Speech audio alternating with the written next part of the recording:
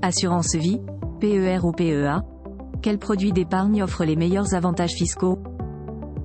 La souscription à des supports de placement sur le long terme permet d'accéder à de nombreux bénéfices, notamment au niveau de la fiscalité. Quoi qu'il en soit, il y a une certaine différence qui mérite d'être étudiée afin d'en tirer profit au maximum. Comprendre la fiscalité de l'assurance vie. Depuis plusieurs années, l'assurance vie connaît un engouement sans précédent auprès des Français.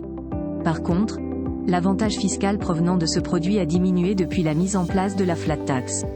En effet, le souscripteur peut uniquement se contenter d'une économie de 12,8% du prélèvement libératoire forfaitaire. Toutefois, il faudra attendre la 8e année de détention pour en bénéficier. La sortie devra également être effectuée de façon progressive tout en s'assurant de ne pas aller au-delà de l'abattement annuel.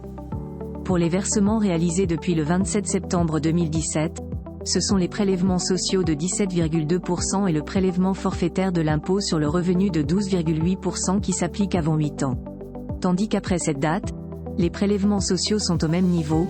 Par contre, le souscripteur bénéficie d'une exonération avec un abattement annuel qui se limite à 4 600 € pour une personne seule contre 9 200 € pour un couple ainsi que 7,5% sur les premiers 150 000 € de rétribution et au-delà de cette somme, c'est le taux de 12,8% qui entre en vigueur.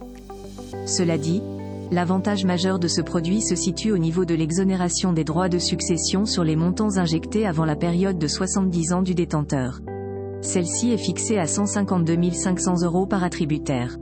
Si ce type de placement vous intéresse, alors prenez les avis d'une agence spécialisée pour minimiser les risques. Fortuny fait partie des meilleurs dans ce domaine, car elle propose des stratégies selon votre cas et vos objectifs. Qu'en est-il de la fiscalité du PEA? Certes, le PEA n'est pas capable d'égaliser l'assurance vie.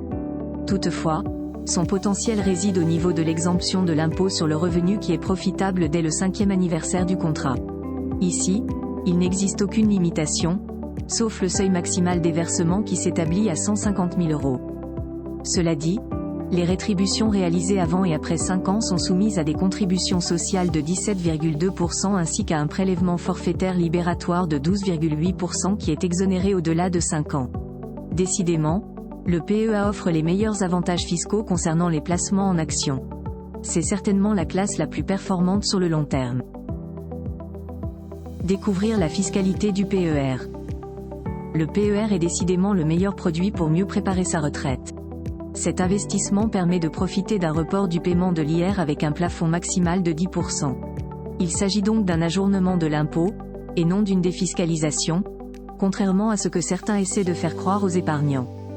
Étant donné que la somme injectée dans le contrat n'est pas imposée lors de son entrée, celui-ci est ainsi soumis à l'IR, peu importe la forme de la sortie, capital ou viagère.